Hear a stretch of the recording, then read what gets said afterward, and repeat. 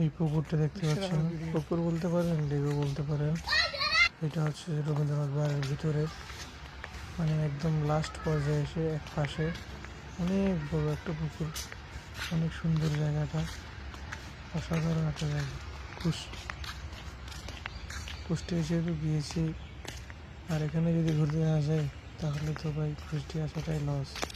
কুষ্টিয়া অনেক সুন্দর সুন্দর জায়গা আছে, যেগুলো দেখতে আপনাদের অনেক ভালো লাগবে।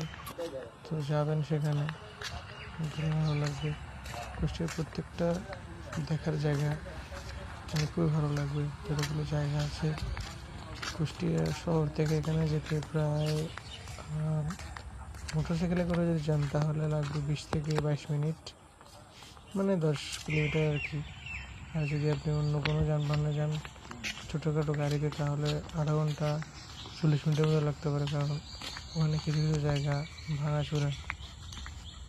আমি আমি এখানে 2বার গিয়েছি। এখানে প্রথমবার এসেছিলাম ছোটো গাড়িতে, আর পরের বার এসেছিলাম বাইকে।